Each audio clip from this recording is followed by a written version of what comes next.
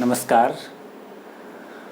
हम पढ़ रहे थे बीए पार्ट थर्ड के पेपर फर्स्ट एडमिनिस्ट्रेटिव थिंकर्स में कौटिल्य के प्रशासनिक विचार, और उस क्रम में ये यूनिट फर्स्ट के जो प्रशासनिक विचारक हैं कौटिल्य, उनका ये लास्ट चैप्टर होगा अपना। उसमें हम आज देखेंगे कि कौटिल्य के जो प्रशासनिक विचार हैं उनकी वर्तमान में क्या प्रासंगिकता है। कौटिल्य के प्रशासनिक विचारों की वर्तमान में प्रासंगिकता।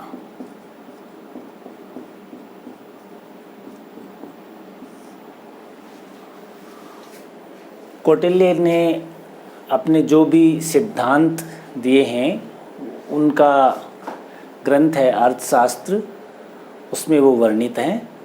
तो काफ़ी विचारक कौटिल्य के प्रशासनिक विचारों की आलोचना करते हैं और उनकी प्रासंगिकता को हम कैसे सिद्ध कर सकते हैं, उसमें हमारे पास कई टॉपिक हैं, कई बिंदु ऐसे हैं जिनको हम समझने का प्रयास करते हैं। पहला है लोक कल्याणकारी राज्य की अवधारणा।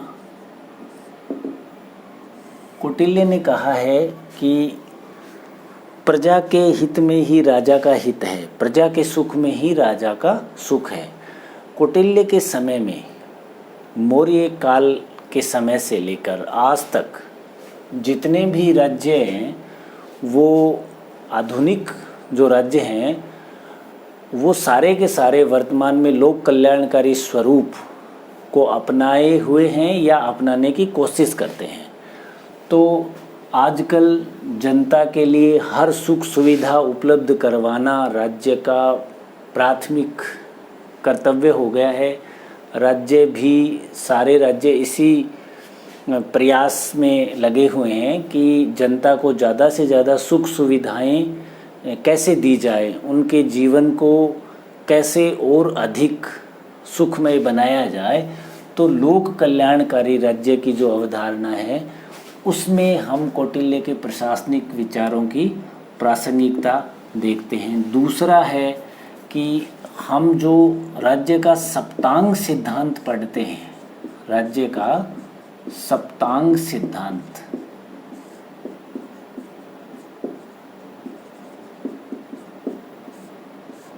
जिसमें राज्य के 7 अंग माने गए हैं: स्वामी, अमात्य, दुर्ग, कोष, सेना, मित्र, जनपद।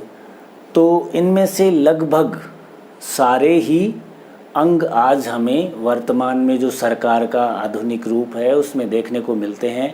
एक सेना को हम ये कह सकते हैं कि सैनिक प्रशासन है, वो वर्तमान में लोक प्रशासन से अलग है। बाकी सारे ही किसी न किसी रूप में सरकार के वही अंग हैं जो राज्य के 7 अंग माने गए हैं: स्वामी, अमात्य, जनपद, दुर्ग, कोष, सेना, मित्र। तो राज्य का सप्तांग सिद्धांत भी आज भी वैसा का वैसा ही है कि प्रासंगिक है। उसमें कुछ एलिमेंट्स हैं वो इधर उधर करके हम आधुनिक राज्यों में देख सकते हैं। तो कल्याणकारी राज्य हो गया, राज्य का सप्तांग सिद्धांत हो गया। अन्य विशेषताओं में जैसे प्राकृतिक आपदा निवारण के जो उपाय बताए हैं, प्राकृतिक आपदा निवारण के सामुदायिक उपाय, सामुदायिक उपाय बताए हैं, वो आज के समय में भी प्रासंगिक है। जैसे अभी हम जिस महामारी से जूझ रहे हैं, उस आपदा के जो कम्युनिटी लेवल पे जो उपाय हम अपना रहे हैं, या किसी भी प्रांत की, प्रदेश की या देश की सरकारें जो काम कर रही है, वो यही है कि कम्युनिटी लेवल पर कौन कौन से उपायों से उसको हम कम कर सकते हैं, उसके प्रभावों को बहुत ज़्यादा कम करके और हम इस महामारी पर कैसे नियंत्रण पा सकते हैं। तो प्राकृतिक आपदा के निवारण में जो सामुदायिक उपाय अर्थशास्त्र में वर्णित किए गए हैं उनकी अंतर्राष्ट्रीय स्तर पर भी प्रशंसा हो चुकी है। कौटिल्य के जो सिद्धांत बताए गए हैं, तो इस प्रकार वो भी हमारे लिए उतने ही प्रासंगिक आज भी हैं। इन विचारों के पश्चात उन्होंने बुराइयों के सांस्थानिकीकरण की बात कही है। बुराइयों का सांस्थानिकीकरण कर देना चाहिए।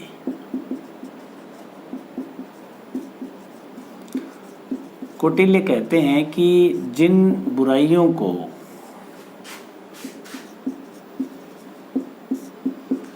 आम व्यक्ति छोड़ नहीं सकते, त्याग नहीं सकते, उनका सांस्थानिकीकरण कर देना चाहिए। सरकार को एक जगह फिक्स कर देनी चाहिए कि यहाँ आके आप जुआ खेलिए, सट्टेबाजी कीजिए, लॉटरी सिस्टम जो भी है। तो ये हम जो फिक्सिंग वगैरह सब देखते हैं, इन सब के बारे में उस समय के जो प्रावधान है अर्थशास्त्र में कौटिल्य ने कहा है कि जुआ, सट्टेबाजी, फिक्सिंग वगैरह जो भी है, इन सब के लिए फिक्सिंग वर्ड हालांकि उन्होंने नहीं यूज किया है, इसका उदाहरण तो हम वर्तमान में देखते हैं, लेकिन जुआ है, सट्टेबाजी है, इन सबको वैध बना देना चाहिए और एक जगह फिक्स कर देनी चाहिए। और हो सकता है कि भविष्य में यह हमें वास्तव में देखने को मिले।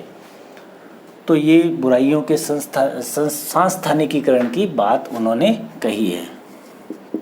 उसके बाद कार्मिक प्रशासन और लोक प्रशासन के सिद्धांतों का जिक्र है। जो भी आधुनिक सिद्धांत है लोक प्रशासन के, जो हेनरी फेयोल, लूथर, गुलिक और उर्विक के सिद्धांत हैं, उनका अधिकतर सिद्धांतों का वर्णन अर्थशास्त्र में किया हुआ है। कार्मिक प्रशासन के बारे में भर्ती, साक्षात्कार की प्रक्रिया, वेतन प्रशासन और फाइनेंशियल मैनेजमेंट के बारे में कौटिल्य के अर्थशास्त्र में वर्णन किया गया है। तो कार्मिक प्रशासन के मामले में और लोक प्रशासन के सिद्धांतों का निरूपण करने के मामले में भी कौटिल्य प्रासंगिक है। लोक प्रशासन के सिद्धांत, इनका वर्णन भी मिलता है। दंड का जो सिद्धांत है कौटिल्य का, दंड सिद्धांत,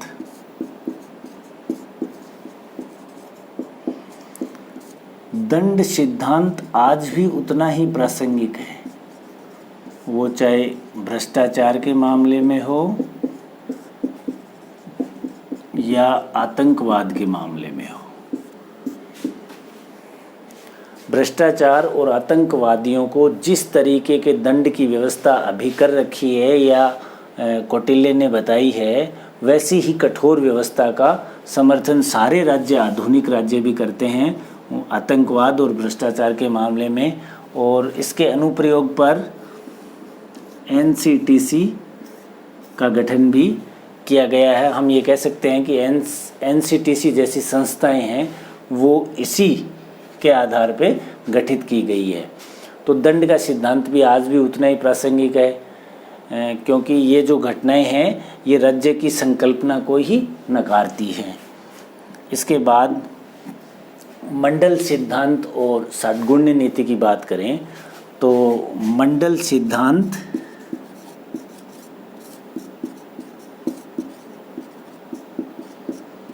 और षड्गुण्य नीति, अगर हम वर्तमान में विदेश नीति को देखें तो हम इन सिद्धांतों को इतना प्रासंगिक पाएंगे कि पड़ोसी देश वाली नीति हो, चाहे मंडल सिद्धांत का विजिगिसु राज्य का सिद्धांत हो, किस प्रकार से शत्रु का शत्रु है वो मित्र होता है, ये हम देखते हैं। वो चाहे अमेरिका हो, चीन हो, रूस हो, पाकिस्तान हो, ईरान हो, इन सब के जो भौगोलिक स्थिति है उसके अनुसार मंडल सिद्धांत आज भी प्रासंगिक है। और षड्गुण्य नीति में किस प्रकार हमें विदेश नीति में या युद्धकालीन परिस्थिति में किस प्रकार व्यवहार करना चाहिए उस पर भी शोध हो रहे हैं, तो आज भी ये उतनी ही प्रासंगिक बनी हुई है। मंडल सिद्धांत, उसके पश्चात हम देखते हैं कि नवलोक प्रबंधन की विचारधारा, जो कि सार्वजनिक जो उपक्रम हैं उन जो घाटे में चल रहे हैं उनको फ़ायदे में लाने के लिए निजी हाथों में सौंपने की जो प्रक्रिया है, उसका जो सिद्धांत है वो हम इसका प्रयोग तो कर चुके और इसके कुछ व्यावहारिक पक्ष हैं जिनमें असफलता भी मिली है। उन सब के बावजूद हम इनका प्रयोग कर चुके और जो अर्थशास्त्र के सिद्धांतों का वर्णन है, अर्थशास्त्र के सिद्धांत जो कौटिल्य ने वर्णित किए हैं वो आज भी प्रासंगिक है और उनके वित्तीय प्रबंध को, उनके वित्तीय प्रबंधन को बड़े बड़े मैनेजमेंट के संस्थानों में पढ़ाया जाता है और उसमें नए नए कौशल सीखे जाते हैं, वो भी अर्थशास्त्र में वर्णित है। अब हम बात करते हैं अवशिष्ट सूची की।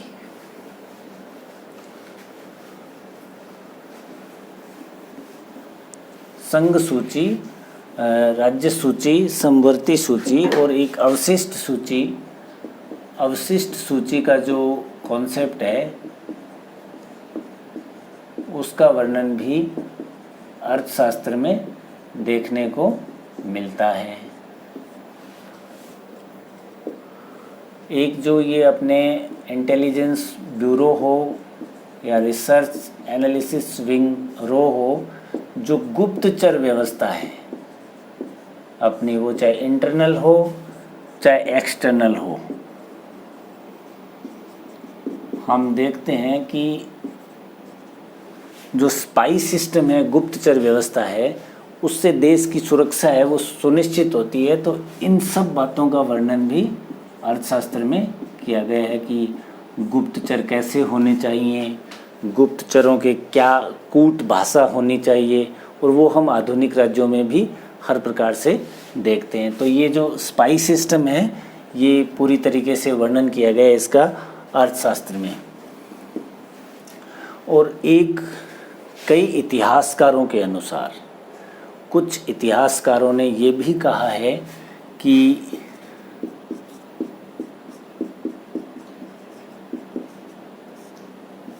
जो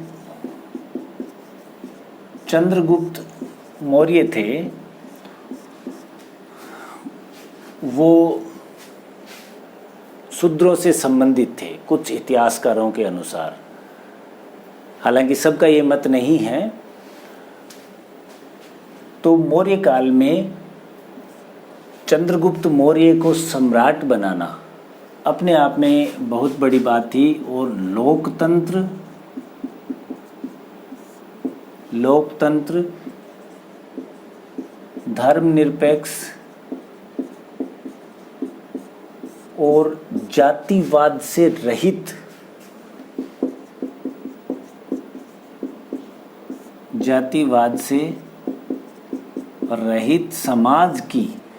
समाज के सिद्धांतों का निरूपण करना उस समय में कौटिल्य की वास्तव में बहुत बड़ी देन है।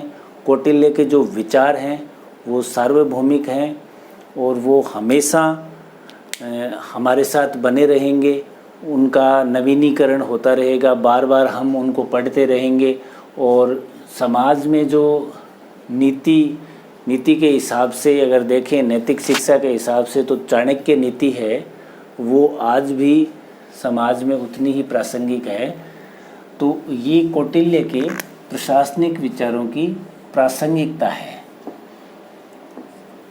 आज के समय में 21वीं सदी में कौटिल्य के विचार किस प्रकार हमारे लिए उपयोगी हो सकते हैं, देश के लिए, पूरे विश्व के लिए, उन सब का अर्थशास्त्र के हिसाब से ये आपके समक्ष प्रस्तुत किया है। हो सकता है इसमें कुछ बिंदु छूट रहे होते हैं, तो इसके लिए आप स्टूडेंट्स सबसे मेरी यही रिक्वेस्ट रहेगी कि आप किताब पढ़ें और जो कौटिल्य के संबंध में जो भी सरकारी मशीनरी और लॉ एंड ऑर्डर में एडमिनिस्ट्रेशन था, कानून और व्यवस्था प्रशासन, वो हमने पूरा कर लिया है। और अब हम जो अगले थिंकर हैं कौटिल्य के अलावा जो अपने फर्स्ट यूनिट में, उन पर जो है वो हम चर्चा अगली क्लास में करेंगे।